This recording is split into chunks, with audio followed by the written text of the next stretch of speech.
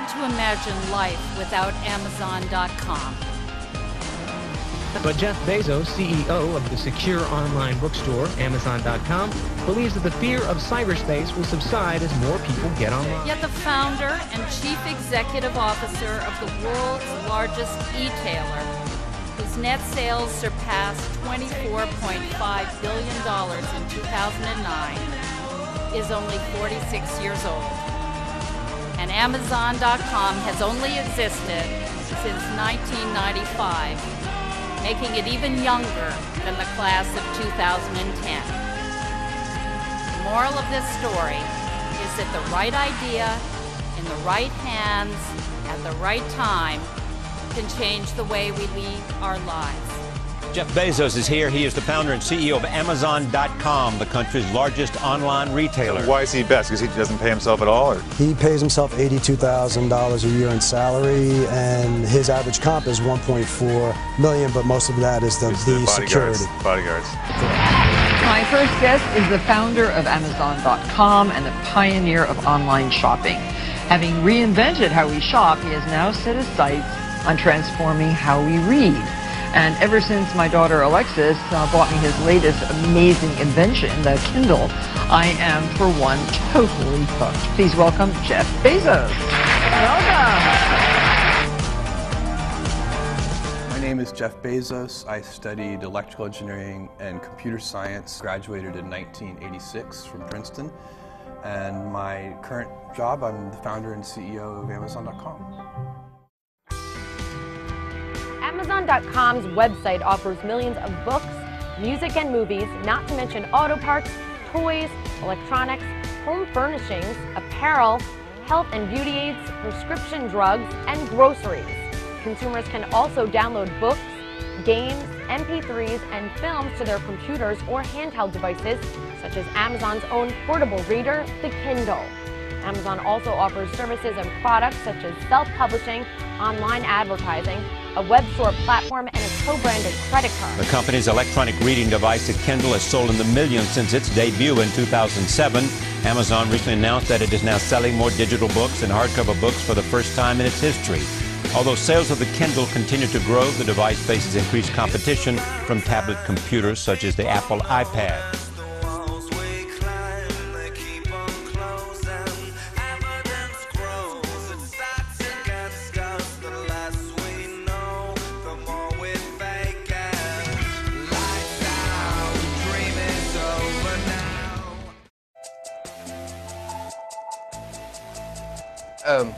Went to my boss and said to him, you know, I'm going to go do this crazy thing, and I'm going to start this company selling books online. He said, let's go on a walk. And we went on a 2-hour walk in Central Park in New York City. And the conclusion of that was this. He said, you know, this actually sounds like a really good idea to me. But it sounds like it would be a better idea for somebody who didn't already have a good job. But ultimately, I decided I had to give it a shot. I didn't think I'd regret trying and failing. And I suspected I would always be haunted by a decision to not try at all. After much consideration, I took the less safe path to follow my passion, and I'm proud of that choice. 15 years ago, tons of stories from the early days. We started the company in my house. We didn't have enough electric power in the house at a certain point. We only had about 4 employees.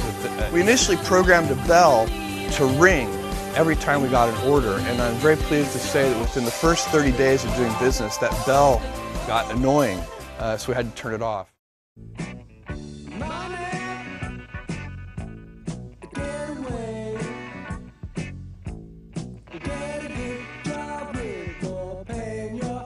Amazon.com is set to buy Amy Street and will shut down the online store's retail operations, reports allthingsdigital.com on Wednesday. Amazon will instead focus on the music streaming service company Songza, which it acquired in 2009. Amazon helped fund digital music startup Amy Street 4 years ago.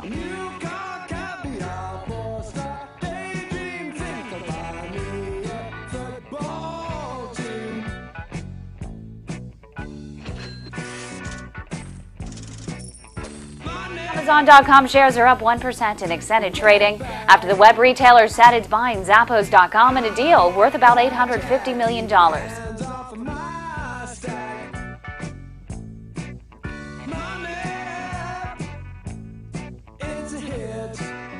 Amazon.com said today it will allow readers to check out Kindle books for free at more than 11,000 U.S. libraries, a new development in the ever-changing e-tablet landscape.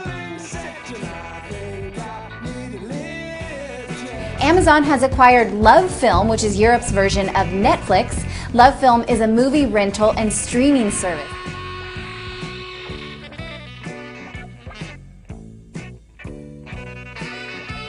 In July of 1994, Amazon is incorporated. On May 16, 1997, Amazon became public and sold 14,700,000 shares at $1.73. Amazon announced their IPO and began trading on NASDAQ under AMZN. Their first international sites are launched in the UK and in Germany in October of 1998, and stocks rise to $21. Stock prices soar mid-December of 1999 and reach triple digits on December 9. In that same month, Time announces their Person of the Year award, and Jeff Bezos is given the esteemed title. In December of 2005, they announced a company record of 108 million items ordered worldwide during their 11th holiday season. In 2007, Amazon introduces the first Kindle, the revolutionary portable reader. Amazon purchases Zappos, an online shoe and apparel company, for $1.2 billion in July of 2009. Fourth quarter sales in North America rose by 45% compared to the overall U.S. online sales growth of 16%. The Kindle Fire is introduced in September of 2011, and stocks ascend to $246.71, revolutionizing the ebook reader into a tablet computer. Also during this month, Amazon introduces the Kindle Touch and the Kindle Touch 3D, which were improvements upon the older version ebook readers. As of April 20th, 2012, their stock is priced around $190.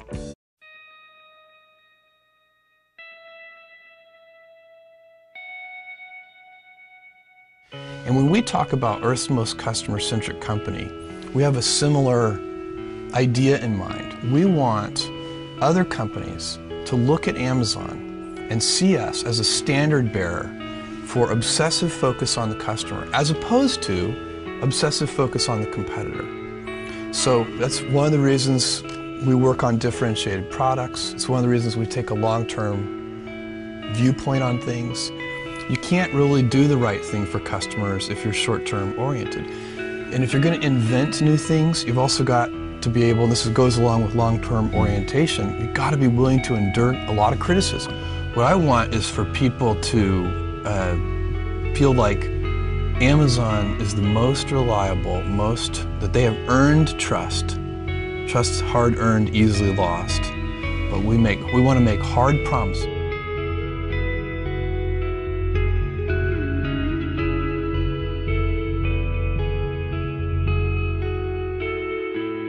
And that's how you earn trust. Make a hard promise, keep it. And if we can continue to earn trust, that's also what lets us branch out into new product categories, new businesses, because customers will give you the benefit of the doubt. They'll say, you know, Amazon does a good job for me, and so, you know, I'll try this Kindle.